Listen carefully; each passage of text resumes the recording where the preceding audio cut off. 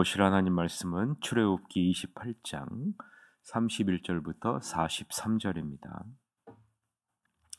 너는 에봇받침 겉옷을 전부 청색으로 하되 두 어깨 사이에 머리 들어갈 구멍을 내고 그 주위에 갑옷깃같이 깃을 짜서 찢어지지 않게 하고 그 옷 가장자리로 돌아가며 청색 자색 홍색 실로 석류를 수놓고 금방울을 간격을 두어 달되 그 옷 가장자리로 돌아가며 한 금방울 한 석류 한 금방울 한 석류가 있게 하라. 아론이 입고 여호와를 섬기러 성소에 들어갈 때와 성소에서 나올 때 그 소리가 들릴 것이라. 그리하면 그가 죽지 아니하리라. 너는 또 순금으로 패를 만들어 도장을 새기는 법으로 그 위에 새기되 여호와께 성결이라 하고 그 패를 청색 끈으로 관 위에 매되 곧 관 전면에 있게 하라. 그 패를 아론의 이마에 두어 그가 이스라엘 자손이 거룩하게 드리는 성물과 관련된 직책을 담당하게 하라. 그 패가 아론의 이마에 늘 있으므로 그 성물을 여호와께서 받으시게 되리라. 너는 가는 배실로 반포 속옷을 짜고 가는 배실로 관을 만들고 띠를 수놓아 만들지니라. 너는 아론의 아들들을 위하여 속옷을 만들며 그들을 위하여 띠를 만들며 그들을 위하여 관을 만들어 영화롭고 아름답게 하되 너는 그것들로 내 영 아론과 그와 함께한 그의 아들들에게 입히고 그들에게 기름을 부어 위임하고 거룩하게 하여 그들이 제사장 직분을 내게 행하게 할지며 또 그들을 위하여 배로 속바지를 만들어 허리에서부터 두 넓적다리까지 이르게 하여 하체를 가리게 하라. 아론과 그의 아들들이 회막에 들어갈 때에나 제단에 가까이 하여 거룩한 곳에 섬길 때에 그것들을 입어야 죄를 짊어진 채 죽지 아니하리니 그와 그의 후손이 영원히 지킬 규례니라. 아멘. 오늘은 회복의 길을 여시는 하나님을 예배하라 라는 제목으로 하나님 말씀을 보겠습니다. 오늘 본문 말씀은 대제사장 및 제사장들이 입어야 할 겉옷과 대제사장이 이마에 둘러야 할 패와 속옷과 속바지에 대한 말씀입니다. 먼저 우리가 살펴볼 것은 겉옷이죠. 겉옷.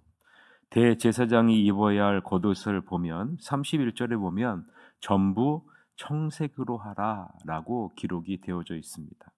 그리고 그 옷 가장자리로 돌아가며 청색 자색 홍색 실로 석류를 수놓고 금방울을 간격을 두어 달라라고 말하죠.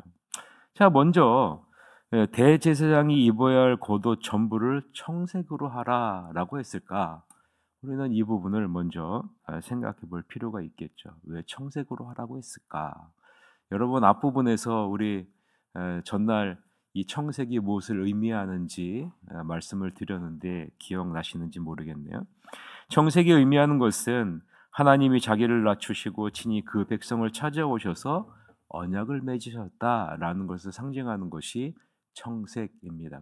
청색, 자색, 홍색 실로 수놓아라 라고 얘기할 때 이 청색이 의미하는 것이 바로 하나님이 자기를 낮추시고 그 백성에게 찾아오셔서 언약을 맺으셨다라는 것을 상징하는 것이 청색이라는 거죠.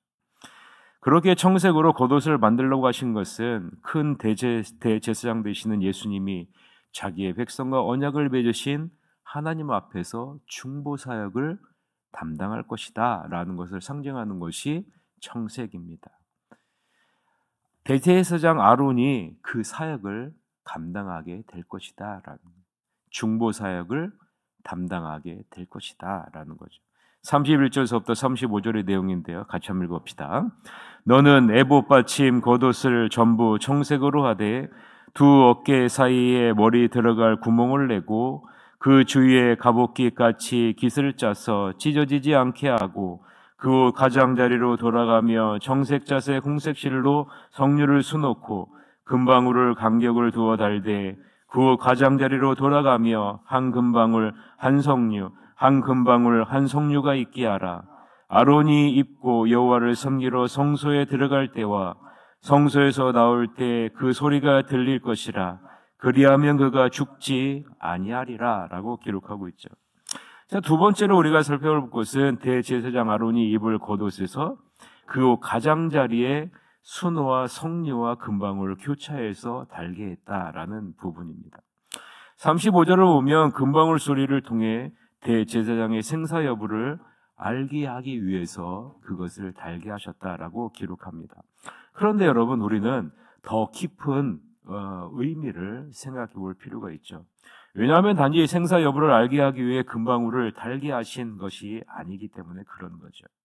생각해 보세요. 대제사장이 거룩한 성소에 들어갈 때, 그리고 지극히 거룩한 지성소에 들어갈 때 항상 발에서 소리가 나게 하셨다. 그리고 그 소리를 들으면서 들어가게 하셨다라는 거죠. 하나님이 임재하시는 거룩한 성소와 지성소에 들어갈 때 항상 소리가 나게 하셨다라는 거예요. 그러면 여러분, 소리가 나게 하셨다라는 의미가 뭘까? 우리는 생각해 볼 필요가 있죠. 이 세상에서 살아가는 동안에는요, 성소 바깥에서는 아무 소리가 나지 않는 거죠. 그런데 성소에 들어갈 때는 대제사장의 발밑에서 소리가 나게 하셨다라는 거죠. 뭔가 하나님의 깊은 의도가 담겨 있다고 느껴지지 않습니까? 이 방울 소리는요, 대제사장 아론이 성소에 출입할 때 여호와 하나님에 대한 경외하는 마음을 갖고 있는가, 하나님에 대한 경외심을 늘 인식하라라는 의미의 소리임을 우리는 기억해야 된다라는 거예요. 내가 지금 어디에 들어가고 있는지 이 소리를 통해서, 내가 지금 어떠한 일을 하고 있는지, 내가 무엇을 향해 가고 있는지를 경각심을 갖게 하기 위한 것이다라는 거죠. 하나님에 대한 거룩한 두려움을 갖고 있는가, 내 자신을 되돌아보라라는 의미의 소리가 바로 이 방울 소리라는 거죠. 우리는 절대로 거룩하신 하나님 앞에 설 수 없는 죄인 중에 죄인임을 깨닫게 하는 것 아니겠습니까? 하나님의 한없는 은혜가 없이는 절대로 하나님 앞에 나갈 수도 없는 존재임을, 하나님을 섬길 수도 없는 존재임을 깨닫도록 한 것이 이 방울 소리가 담겨져 있는 의미 아니겠습니까? 여러분은 어떠세요? 여러분은 하나님이 임재하시는, 하나님께 예배하는 거룩한 초소인 예배당에 나올 때 여러분은 어떠한 마음으로 교회에 나오십니까? 아무 생각도 없이, 아무 의미도 없이 나오지는 않습니까? 하나님이 대제사장 발밑에 이 방울 소리를 달게 하신 것은 그런 마음으로 나오지 말라는 거예요. 그런 마음으로 성소와 지극히 거룩한 성소에 들어오지 말라는 거죠.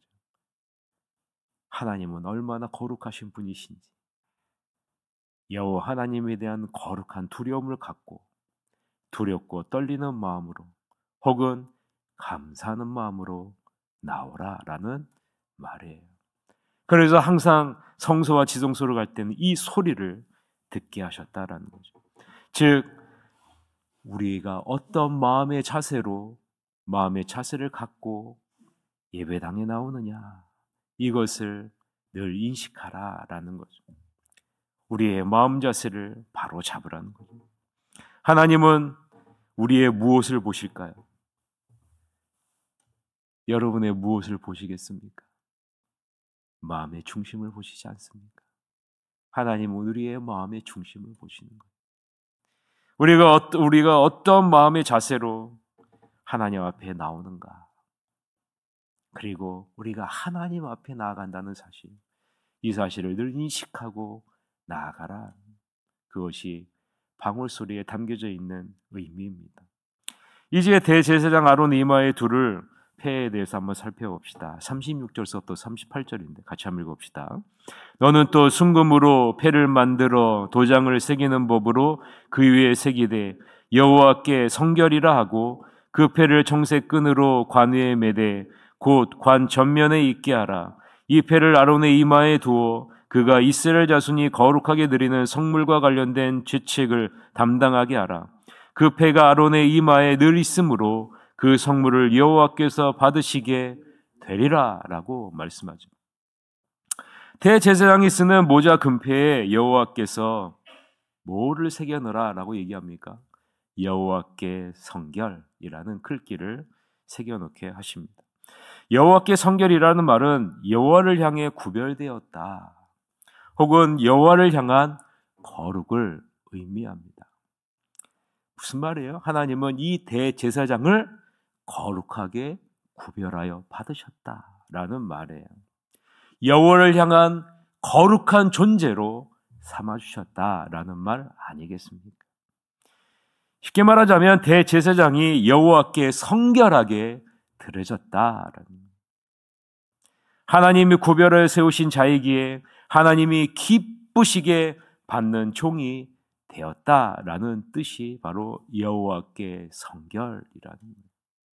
그러므로 모든 이스라엘 백성들이 대제사장을 보면서 우리도 하나님 앞에 성결해야 되겠다라는 사실을 깨닫게 하는 역할을 하는 것이 바로 대제사장 이마에 여호와께 성결이라는 글귀를 새겨둔 이유가 아니겠습니까? 따라서 이스라엘 백성들은 죄인이면서도 대제사장을 통해서 하나님이 기뻐하시는 제물과 예배를 드릴 수 있고 기도를 드릴 수 있었습니다. 하나님 앞에 성결하다는 것이 무엇을 의미합니까? 여러분 분명히 아셔야 돼요. 하나님 앞에 성결하다라는 말의 의미는 하나님 앞에 죄와 분리된 존재로 서게 되었다라는 말을 의미하는 거예요. 구별된 자로 서게 되었다라는 말. 하나님의 전적인 은혜로 말미암아 죄에서 분리된 하나님 앞에 성결한 존재로 여김받게 되었다라는 의미가 바로 이 성결이라는 단어의 의미입니다. 다른 말로 하면 하나님의 소유가 되었다라는 말이에요. 그래서요, 대제사장은요, 하나님의 소유로 하나님께 온전히 바쳐진 성결한 존재가 되었다는 의미가 바로 이 대제사장의 의미입니다. 여호와께서 기뻐하시는 이 성결을 누가 완성하셨어요? 예수 그리스도께서 완성하시지 않으셨습니까? 죄 없으신 예수님 자신을 온전히 우리를 위해 하나님 앞에 바치셨기에, 그래서 우리는 큰 대제사장 되신 예수님으로 말미암아 하나님 앞에 나아갈 수 있고 예배할 수 있고 헌금할 수 있고 찬양하고 기도할 수 있게 되었다라는 사실. 예수 그리스도로 말미암아 우리도 하나님 앞에 성결한 자로, 하나님의 소유된 자로, 하나님을 기쁘시게 하는 자로 설 수 있게 되었다라는 말입니다.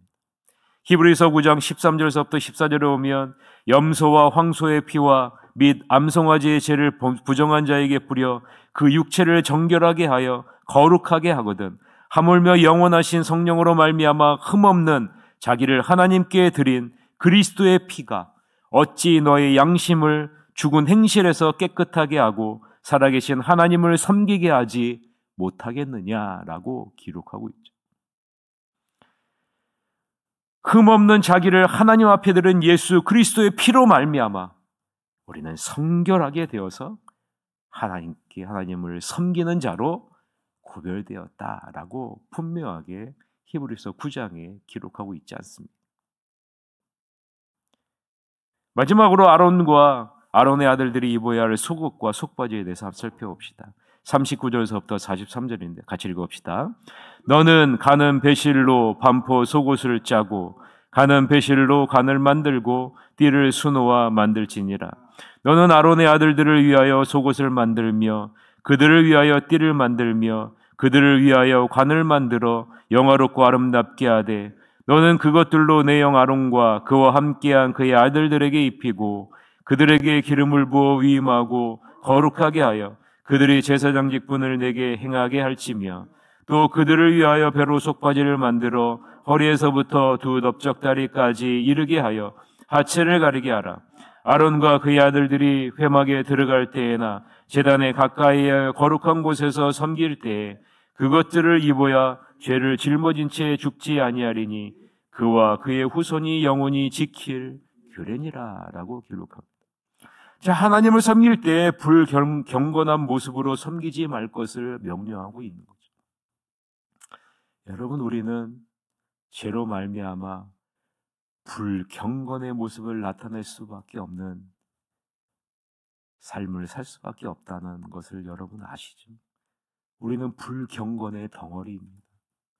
그것을 무엇으로 가리라는 거예요? 옷으로 가려라 라고 지금 말씀하고 있는 겁니다. 아담과 하와의 불순종 사건 이후에 우리는 하나님 앞에서 무엇을 입어야 됐어요? 옷을 입어야 됐습니다. 우리의 불경건한 이 죄악된 모습을 옷으로 가려야만 했다라는 거죠. 아담과 하와가 선악과를 따먹는 불순종의 죄를 지었을 때 하나님을 피했잖아요. 그때에 하나님이 찾아오셔서 무엇을 하셨어요? 동물을 잡아 옷을 만들어서 그 죄악을 가려주시지 않았습니까? 자신의 불경한 죄를 가리는 옷을 입어야 했다는 말입니다. 자신의 하체를 드러내는 것이 이제는 불결한 죄가 되었기 때문입니다. 그래서 하나님은 속옷과 속바지를 만들어 입게 하심으로 대제사장, 제사장이라 할지라도 죄악된 인간이기에 하나님은 자신의 불경한 죄를 가리게 하신 것입니다. 하나님이 입으라고 명하신 옷을 입지 않으면 자신의 죄를 짊어진 채 죽을 수밖에 없기 때문이죠. 그래서 아담과 하와가 하나님이 지어준 그 옷을 입었잖아요. 그 옷을 입지 않으면 자기 자신이 그 죄를 짊어지고 자기 자신의 죄로 말미암아 죽을 수밖에 없기 때문 아니겠습니까? 하나님이 아담과 하와에게 지어준 옷은 무엇을 상징해요? 예수 그리스도를 상징하지 않습니까? 예수 그리스도. 말씀을 맺겠습니다. 여러분은 어떤 마음 자세로 어떠한 옷을 입고 오늘 하루를 살아가고 있습니까? 하나님이 기뻐하시는 마음 자세와 옷을 입고 오늘 하루를 시작하기를 바랍니다. 하나님께 성결한 옷을 입고 있습니까? 우리를 성결하기 위해 오신 큰 대제사장이신 예수님이 입은 옷을 여러분 기억하시기를 바랍니다. 예수님으로 말미암아 우리가 하나님이 기뻐하시는 예배와 찬송과 기도와 헌금과 봉사를 할 수 있는 존귀한 자가 되었다는 사실, 하나님의 소유가 되어져 있고 하나님이 기뻐하시는 일을 할 수 있는 존귀한 자가 되었다는 사실을 기억하고 날마다 방울소리를 듣고 여호와 하나님을 경외하는 마음을 갖고 살아가는 여러분이 되시기를 바랍니다. 여러분, 청교도는요 이 사실을 늘 인식하기 위해서 코람데오라는 정신을 갖고 살았어요. 늘 나는 하나님 앞에 있다는 사실을 날마다 인식합니다. 그래서 서로 만나면요 인사가 뭐예요? 코람데오, 코람데오. 우리는 하나님 앞에 있다. 우리는 하나님이 보고 계신다. 우리는 하나님 앞에 있다. 이 정신이요 지금의 미국을 세운 것 아니겠습니까? 이러한 하나님을 경외하는 마음을 갖고 오늘 하루를 살아가는 여러분이 되시길 바랍니다.